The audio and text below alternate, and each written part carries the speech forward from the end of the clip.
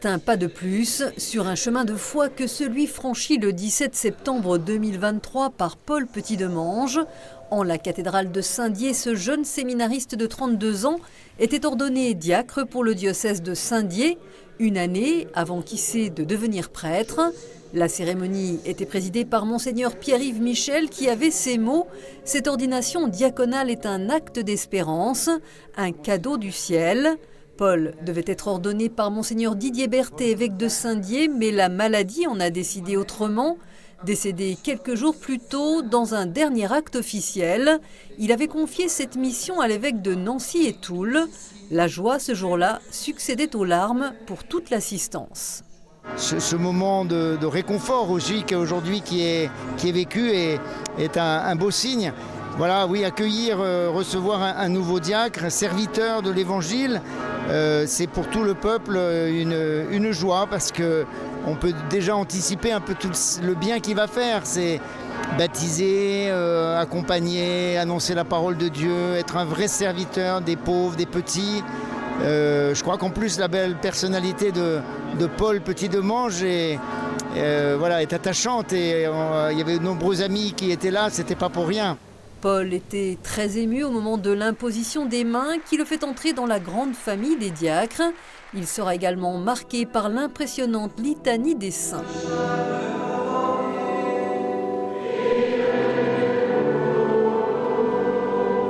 Où finalement j'étais quelque part forcé d'écouter le peuple de Dieu prier, invoquer les différents saints, et j'avais préparé aussi cette prière, donc ça résonnait beaucoup en moi. J'avais mis le nom des grands-mères, des saints du diocèse, des saints de Remiremont, du Saint-Mont et autres, et ça fait quelque chose en fait, tout prend sens, on se sent soutenu et porté dans cette prière. De nombreux fidèles ont accompagné Paul, sa famille et ses proches bien sûr, mais aussi ses amis des Journées mondiales de la jeunesse auxquelles il a participé cet été au Portugal. Les JMJ sont un peu à l'image du parcours de ce jeune homme, un chemin sinueux.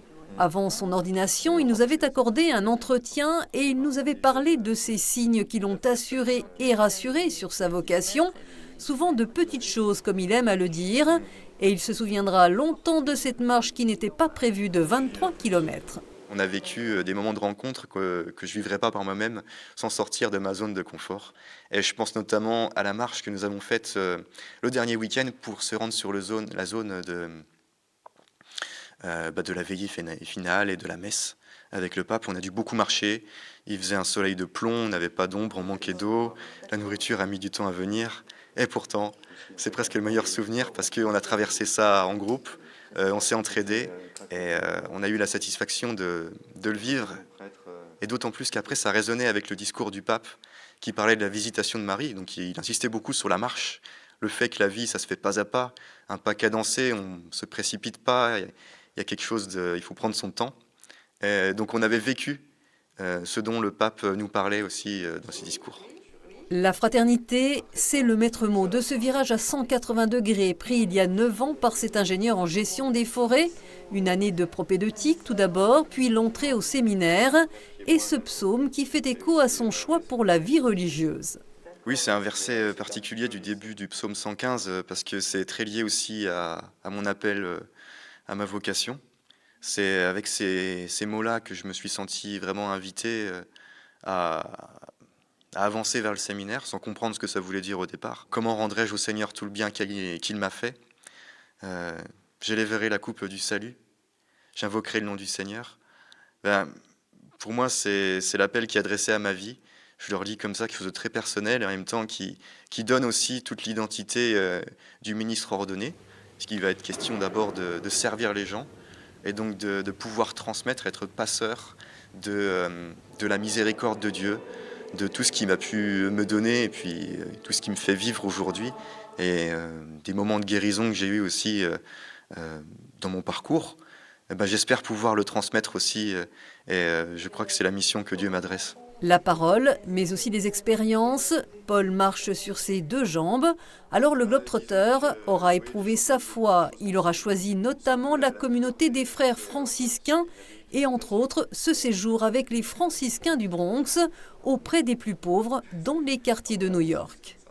Ils ont choisi de fonder leur branche de religieux franciscains pour ne plus avoir de paroisse et pouvoir vivre dans un voisinage pauvre, en amis des pauvres. Ne pas avoir d'obligation de célébrer les sacrements, mais alors déjà, ils la vivent à plusieurs échelons, cette fraternité. D'abord entre eux, en tant que religieux franciscains, pour ensuite la partager avec tous les pauvres du quartier, et vivent aussi une sorte de fécondité de cette pauvreté-là, qui est pas... Il faut distinguer la pauvreté de la misère. Ils ne cherchent pas la misère, en revanche, ils cultivent la pauvreté, puisque la pauvreté nous fait avoir besoin les uns des autres. Vivre son sacerdoce dans un monastère, Paul y a songé un temps inspiré par l'un de ses frères devenu bénédictin, mais c'est finalement en paroisse, où il sert déjà depuis 1 an, au plus près de ses racines pour celui qui est originaire de la petite commune de Laveline devant Bruyères, et dans les Vosges, qu'il se s'est appelé. Au départ, c'est pas une envie, parce que je me serais bien vu dans un monastère, justement.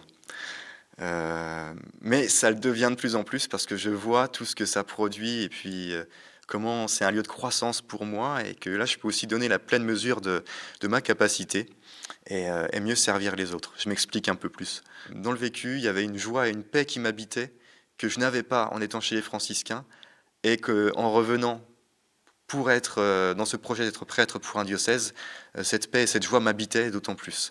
Et donc là, moi, j'ai vu un signe, une confirmation de la part de Dieu pour me dire tu es sur le bon chemin, tu sais pas forcément où tu vas exactement, des fois ça te fait peur, mais tu es sur le bon chemin.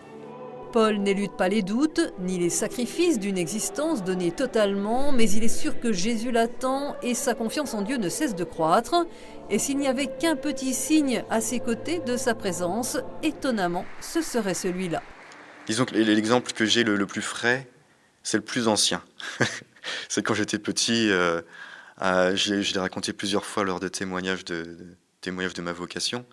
Une expérience de prière, et puis comment est-ce que Dieu peut répondre à nos prières. Alors, en étant petit enfant, avec ma petite sœur, je devais avoir quoi, 7 ans, mettons. Et je me rends compte que j'arrive pas à être gentil avec ma petite sœur. Le grand problème des fratries, hein, on se tape dessus, on se crie dessus.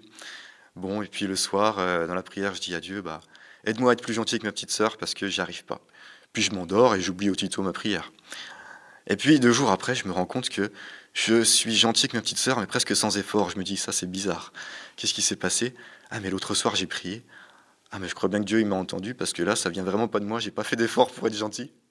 Et là, c'était une de mes premières expériences de prière pour moi, et qui montre cette présence de Dieu, l'exaucement de nos prières dans les petites choses qui sont pas démontrables et qui pourtant sont encore vécues. Hein. Le vécu, c'est une chose dont je parle beaucoup aujourd'hui. Ça, je crois que c'est ce qui compte le plus. Le jeune diacre va poursuivre son service au sein des paroisses de Rambervillers et Bruyères, fort d'une parole de saint Matthieu. La figure de saint François d'Assise l'accompagne également, un saint qui aurait inventé au XIIe siècle la première scène de la Nativité, un double message qu'il nous offre. C'est un tableau de la crèche, une des premières crèches, donc avec François d'Assise, et puis les quelques personnes qu'il avait rassemblées, où il porte un enfant qu'il dépose dans la crèche, donc cet enfant symbolisant l'enfant Jésus. C'est quand même un enfant qui est posé dans la paille.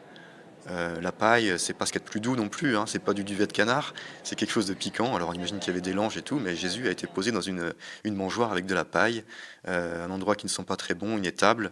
Et ça fait écho aussi à la croix ensuite, hein, et la couronne d'épines. Ce piquant-là le suit tout du long. Et pourtant, sur le moment, on se dit, ça nous fait peur, on ne comprend pas. Mais à le vivre, on voit le surcroît de vie qui nous est donné dans tout cela, et qu'on s'apporte les uns les autres. Et au dos, j'ai choisi Matthieu 25.